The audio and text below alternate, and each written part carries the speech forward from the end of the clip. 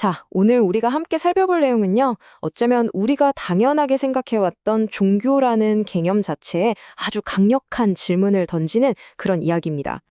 먼저 하나님께서 미워하시는 종교란 무엇인지 아주 도발적인 이야기로 시작해서요, 그 다음에 신랑, 새 옷, 새 포도주 같은 강력한 비유들을 하나씩 풀어볼 겁니다. 그리고 마지막에는 그렇다면 나는 어떤 그리스도인인가 하는 질문으로 마무리하겠습니다. 자, 그럼 본격적으로 한번 들어가 볼까요? 아마 처음 듣는 이 문장이 여러분을 좀 깜짝 놀라게 할 수도 있겠습니다. 사람은 종교를 좋아하는데 하나님은 그걸 혐오하신다. 이게 무슨 말일까요? 이 자료는요, 우리가 보통 경건하다, 신앙심이 깊다고 생각하는 것들이잖아요. 근데 하나님이 보시기에는 그게 오히려 사람들을 하나님을 거부하게 만드는 아주 파괴적인 힘이 될 수도 있다고 주장하고 있습니다. 와, 이 슬라이드를 보면 그 의미가 더 확 와닿는데요. 보세요. 무도회장에 가는 건 죄라고 되어 있죠. 그런데 생명력 없이 죽어있는 예배에 참석하는 건 죽음이라고 말합니다. 살아계신 하나님께는 우리가 생각하는 명백한 죄보다도 생명력 없이 형식만 남은 그런 예배가 더 큰 모욕일 수 있다는 거예요. 정말 충격적이지 않나요? 그래서 이 자료는 이런 질문을 던집니다. 혹시 생명력 없이 죽어있는 예배에 참석한 걸 하나님께 죄라고 고백해 본 적 있으세요? 우리가 보통 죄가 뭔지에 대한 개념은 있잖아요. 근데 영적인 죽음이 뭔지에 대해서는 사실 별로 생각해 본 적이 없다는 걸 이 질문이 정확하게 꼬집고 있는 거죠. 이 비유를 보면 정말 무릎을 턱 치게 됩니다. 아이들이 있는 집은 아이들이 활기차고 살아있을수록 시끄럽잖아요. 그쵸? 생명이란 게 원래 그런 거라는 거예요. 활기차고 때로는 좀 정신없기도 하고요. 반면에 종교적인 형식주의는 그냥 질서정연하고 조용한 죽음에 불과할 수 있다는 겁니다. 자, 그럼 이 죽은 종교가 문제라면 해결책은 뭘까요? 이 자료는 바로 살아있는 해결책으로 그리스도를 제시합니다. 첫 번째 비유부터 한번 살펴볼게요. 여기서 핵심은 이겁니다. 기독교는 어떤 방법을 따르고 규칙을 지키는 게 아니라는 거예요. 바로 신랑이라는 한 인격, 우리가 함께 기뻐하고 즐거워할 그 살아있는 존재를 경험하는 것이라는 거죠. 성경에 보면 딱 이런 장면이 나오죠. 당시의 종교인들이 예수님께 와서 따지듯이 물어요. 아니, 우리는 이렇게 금식하면서 경건하게 지내는데 왜 당신 제자들은 맨날 먹고 마시면서 잔치를 벌입니까? 하고요. 이게 바로 종교적인 의무와 관계에서 오는 기쁨이 딱 부딪히는 지점입니다. 그때 예수님의 대답이 정말 기가 막힙니다. 신랑의 친구들이 신랑과 함께 있는데 어떻게 슬퍼할 수 있겠느냐? 이 한마디로 논의의 초점이 완전히 바뀌어버려요. 금식이라는 행위가 중요한 게 아니라 신랑이 지금 여기 있느냐 없느냐, 그분의 임재가 핵심이라는 거죠. 그러니까 진짜 질문은 이런 게 아니라는 겁니다. 뭐 시끄럽게 찬양해야 되냐, 조용히 묵상해야 되냐, 옛날 방식이 좋냐, 새로운 방식이 좋냐, 그런 게 아니고요.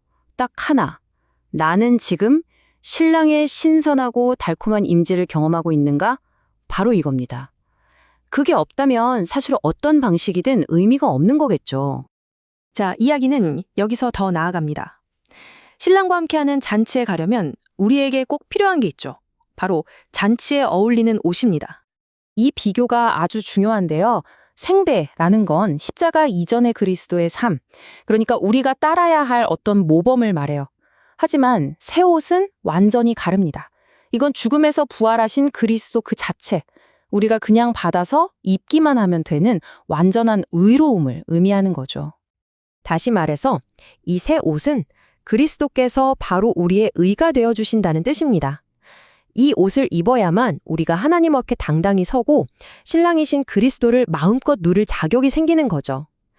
이건 우리가 노력해서 만드는 옷이 아니라 부활하신 그리스도를 받아들일 때 선물로 주어지는 겁니다. 그런데 겉에 멋진 옷을 차려입는 것만으로는 부족하겠죠. 이 자료는 우리에게 내적인 변화가 필요하다고 말합니다. 진짜 변화는 안에서부터 일어나야 하니까요. 그게 바로 새 포도주입니다. 이건 우리의 내적인 생명이 되시는 그리스도를 말해요.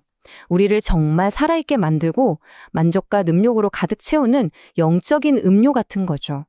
겉으로 있는 옷과 달리 이 포도주는 우리 안으로 들어와서 우리 생명 자체가 되는 겁니다. 오순절 날의 제자들을 한번 떠올려 보세요. 그들이 얼마나 생명으로 충만했던지 주변 사람들이 저 사람들 대낮부터 세술에 취했다고 말할 정도였잖아요. 바로 이게 새 포도주의 효과입니다. 다른 사람들이 보기에도 뭔가에 흠뻑 취한 것처럼 활기차고 자유로운 그런 영적인 생명력 말이죠. 자, 이렇게 강력하고 살아있는 새 포도주가 있습니다. 그럼 이걸 어디에 담아야 할까요? 그릇이 필요하겠죠? 그게 바로 새 가죽 부대, 즉 교회입니다. 여기서 말하는 교회는 어떤 건물이 아니에요.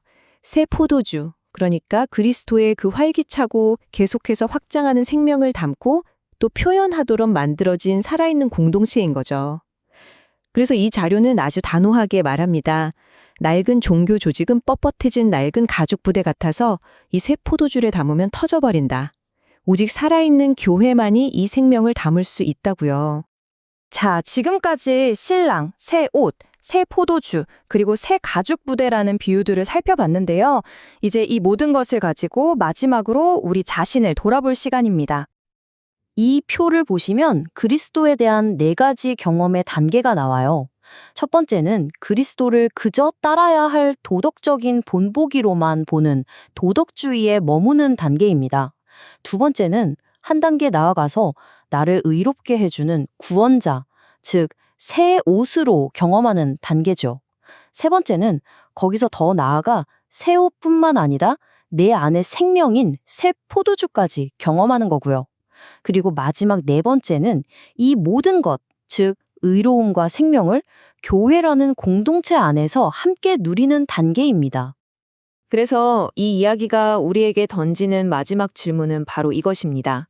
당신은 신랑을 마음껏 누리고 그분이 주신 새 옷을 입고 그분이라는 새 포도주에 흠뻑 취해 있습니까?